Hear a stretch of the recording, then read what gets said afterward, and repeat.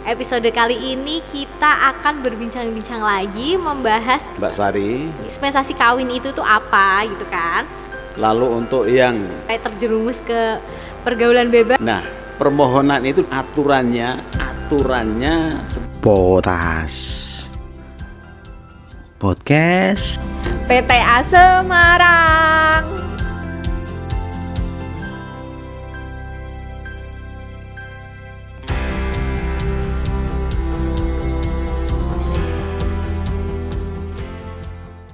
Assalamualaikum warahmatullahi wabarakatuh. Waalaikumsalam warahmatullahi wabarakatuh. Hai warga peradilan, berjumpa lagi dengan saya Yuliana Sari Asmaradani di Potas, Podcast Pengadilan Tinggi Agama Semarang. Di episode yang lalu, kita sudah berbincang-bincang mengenai harta bersama. Nah, di episode kali ini, kita masih akan membahas seputar perkawinan lagi, Sobat Potas. Episode kali ini kita akan berbincang-bincang lagi membahas dispensasi kawin.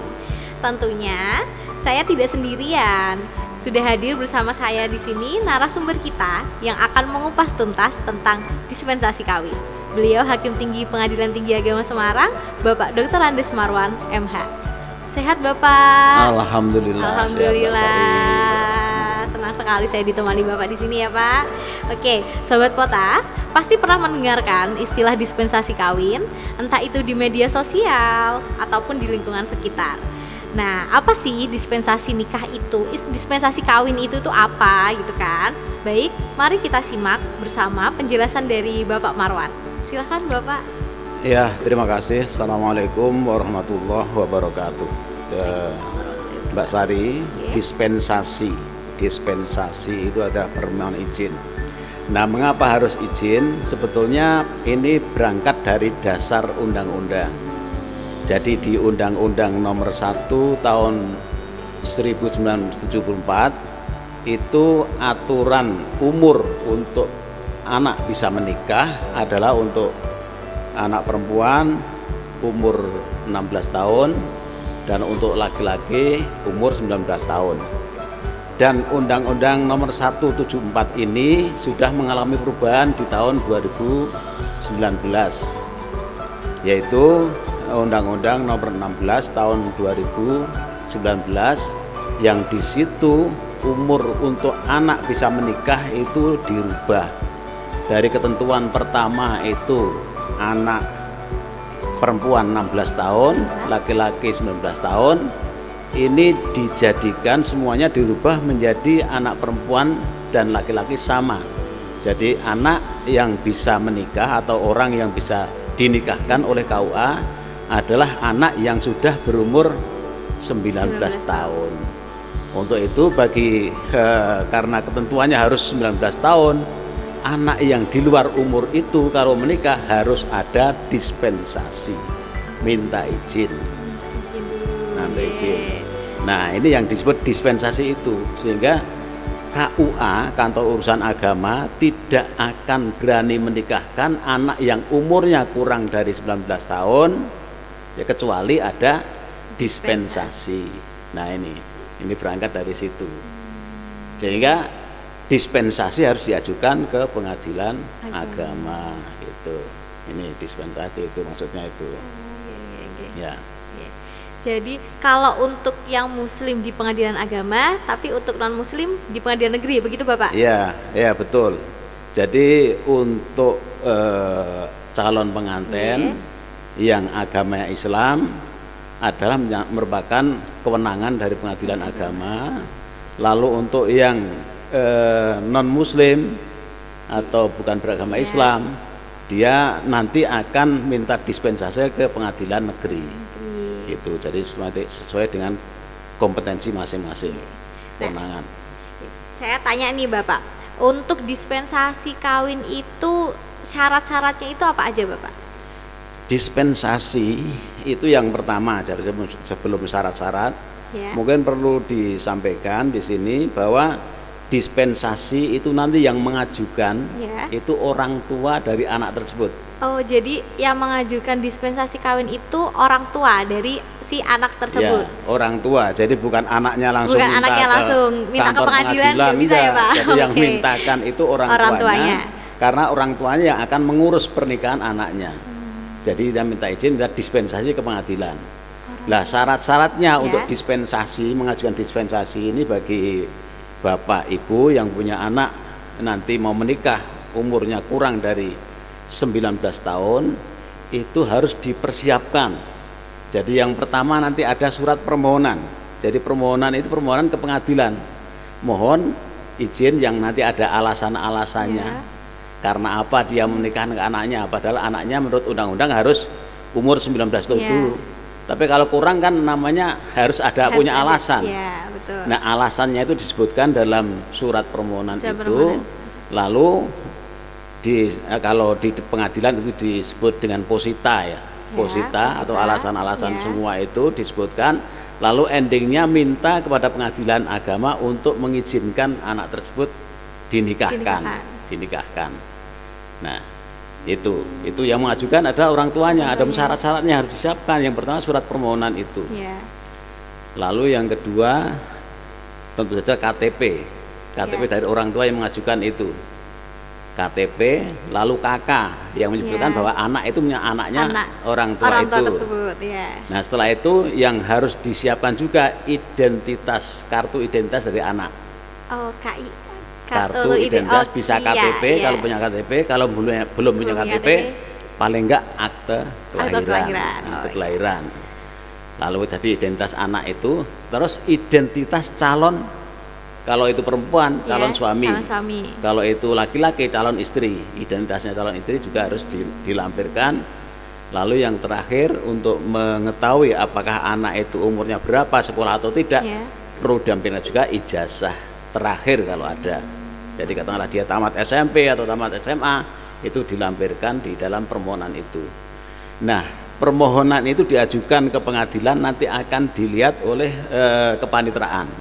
Diteliti dulu, kalau permohonan itu sudah lengkap, biasanya langsung didaftar. Kalau kurang nanti panitera akan minta, ini Pak kurang ini dulu, dilengkapi dulu. Nah, ini persyaratannya semacam itu. Jadi yang pertama ada surat permohonan, ada kartu KTP dari yang mengajukan, lalu KK, lalu identitas anak, bisa KTP atau terakhir paling enggak akta kelahiran, terus identitas calon, lalu ijazah terakhir dari anak tersebut kalau ada gitu. Nah, ini persyaratannya semacam itu sebelum mengajukan, supaya itu dipersiapkan oleh calon orang tua yang mau minta dispensasi ke pengadilan. Itu kalau misal ini perumpamaan ya Pak. Ini yang mengajukan dispensasi kawin ini kebetulan perempuan dan laki-lakinya semuanya di bawah umur. Berarti salah satu saja orang tua, salah satu dari perempuan atau laki-laki, atau dua-duanya. Gitu Bapak. Yang mengajukan. Jadi ini sebetulnya sudah diatur dalam Perma. Jadi peraturan Mahkamah Agung nomor 5 tahun 2019. Itu diatur di sana kalau dua-duanya masih di bawah umur. Ini harus diajukan ke satu wilayah. Jadi kalau wilayahnya ikut di wilayahnya calon istri atau suami, tadi yang mengajukan ada salah satu pihak, orang tuanya dari pihak itu. Jadi tidak semuanya mengajukan, tapi diajukan oleh salah satu pihak orang tua itu untuk meminta dispensasi kepada anak yang mau dikawinkan yang dua-duanya di bawah umur itu. Dan diajukan di satu wilayah PA, di mana dia bertempat tinggal gitu. Nah itu. Lalu nih Bapak, apa ada tidak Bapak permohonan dispensasi kawin yang ditolak? Permohonan dispensasi kawin yang ditolak. Karena pengadilan itu prinsipnya pengadilan itu ada melihat bukti. Jadi tadi saya sampaikan bahwa di dalam permohonan itu ada namanya posita. Alasan-alasannya, alasan mungkin banyak ya. Alasannya mungkin karena anak itu sudah kebelet kawin, anak itu sudah hamil atau ini sudah bekerja, dan ini alasannya macam-macam itu. Kalau dari salah satu alasan itu tidak terbukti, biasanya pengadilan akan menolak. Berarti alasan itu dibuat-buat. Jadi kalau semua di pengadilan itu kalau semua alasan namanya posita itu harus dibuktikan.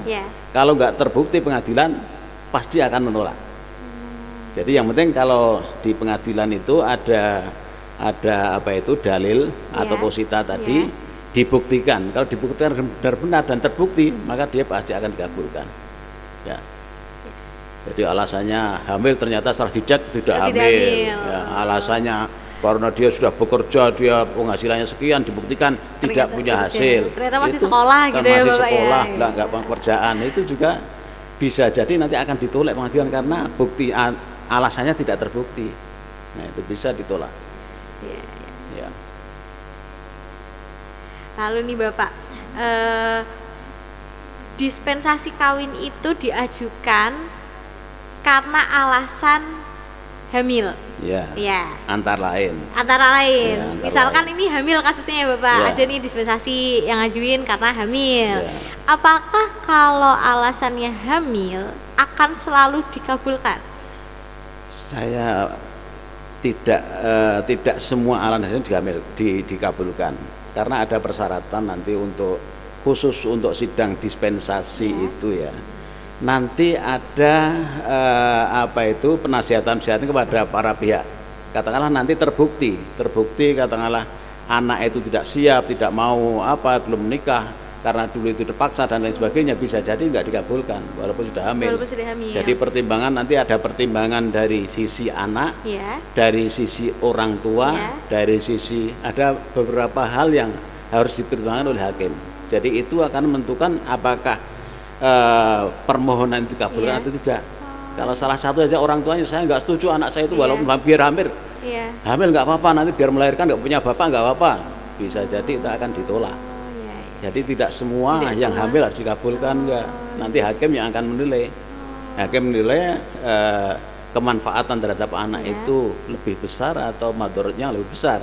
Nanti hakim yang menentukan bisa dikabulkan dan bisa ditolak.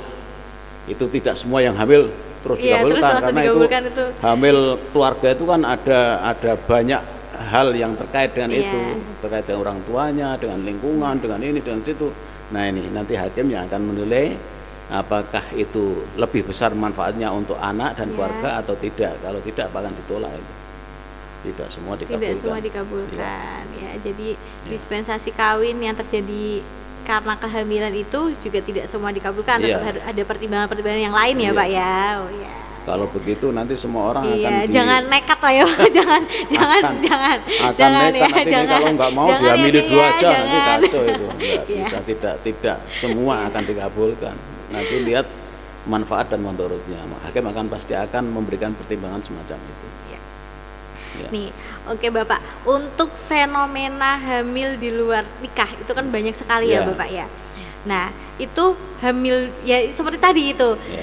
Berpikirannya udah hamil dulu aja, nanti baru minta dispensasi kawin seperti itu Pak. Pandangan hakim tentang fenomena ini tuh bagaimana Bapak? Sebetulnya kalau hakim, kalau ada hamil di luar nikah itu sebetulnya adalah itu keteledoran, semua keteledoran dari anaknya, jelas kalau anaknya biasa aja karena sengaja, tapi ada keteledoran yang besar adalah orang tua kurang mengawasi kepada anak-anaknya. Jadi mestinya anak harus diperhatikan. Kalau dia sudah gandeng dengan seorang laki-laki atau istilahnya sudah berpacaran terus, nah ini orang tua harus tetap waspada untuk itu, jangan sampai melanggar aturan yang itu memang sangat dosa besar bagi agama kita, melanggar itu, dan itu secara hukum, secara sosial juga nanti akan dikucilkan dan lain sebagainya. Itu banyak hal yang menyebabkan orang itu akan menjadi derajatnya menjadi jatuh gara-gara itu. Jadi bukan terus ngambil jalan pintas hamili dulu supaya nanti bisa dikabulkan. Belum tentu hamil dikabulkan, seperti yang saya sampaikan tadi. Jangan, kalau tidak direstui juga jangan dihamili dulu juga ya. Apalagi orang tuanya sudah nggak merestui. Udah tidak direstui, masih di bawah umur, waduh itu sulit. Ya oke. Bapak, terakhir pertanyaan dari saya, kenapa harus ada dispensasi kawin? Dispensasi itu sifatnya darurat. Jadi aturannya seperti yang saya sampaikan, nikah itu bagi laki-laki 19 tahun, bagi perempuan juga sekarang jadi 19 tahun. Di luar itu negara sudah ngatur. Di luar itu kalau kamu kawin harus ada dispensasi itu yang mengharuskan negara. Kalau semua tanpa dispensasi ya KUA tidak akan mau menikahkan. tidak berani melanggar aturan. Kalau KUA berani menikahkan tanpa dispensasi, pegawainya bisa dipecat, pegawai yang menikahkan itu. Iya. Karena dia akan melanggar undang-undang. Ini yang ketentuan undang-undang ini yang ini. Jadi karena itu tentang undang-undang, kalau undang-undang bisa diundangkan oleh negara itu harus dipatuhi, nggak boleh nggak dipatuhi. Kalau tidak mematuhi salah satunya adalah dengan dispensasi dan minta izin. Ya. Nah ini nggak boleh. Terus melanggar aku nggak dispensasi minta nikah, maksa KUA dan KUA nggak akan mau. Jadi kantor urusan agama tidak akan mau menikahkan anak yang di bawah umur yang tanpa ada dispensasi. Pasti tidak berani. Karena itu melanggar aturan. Melanggar undang-undang. Ya. Kalau misal nggak mau minta dispensasi kawin ya harus nunggu dulu ya Pak sampai umurnya. Harus nunggu sampai umurnya mencapai dulu. Mencapai dulu. Nggak bisa. Iya, soalnya sekarang aja kebanyakan umurnya mencapai aja belum nikah gitu kan banyak ya Pak ya. Ya belum. Iya termasuk hostnya sendiri ya gitu kan. Yang belum sampai, yang sudah sampai nggak mau menikah mah ada. Ya. Oke Bapak, terakhir nih Bapak ya, closing statement nih di episode kali ini dari Bapak untuk Sobat Potas semuanya yang menonton.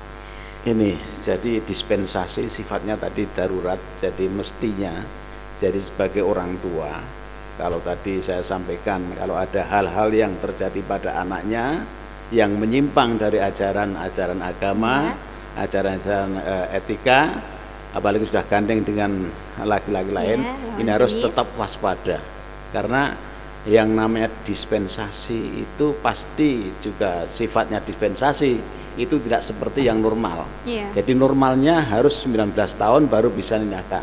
Karena itu sudah dianggap orang sudah matang lahir dan batin. Jadi dianggap, jadi undang menganggap bahwa itu sudah siap untuk menikah. Kalau di luar itu pasti secara mungkin secara fisik, secara emosional, secara belum siap. Sehingga pembuat undang-undang sudah menentukan itu. Jadi seharusnya kita kalau nanti sebagai orang tua kalau ada hal-hal yang aneh-aneh terhadap anaknya ditegur saja, diingatkan lagi supaya tidak melanggar aturan itu. Walaupun itu dengan dispensasi bisa dilakukan, tapi kalau bisa dihindarilah dispensasi itu. Lebih baik jangan melakukan dispensasi. Saya kira terlalu baik. Dan ini Indonesia juga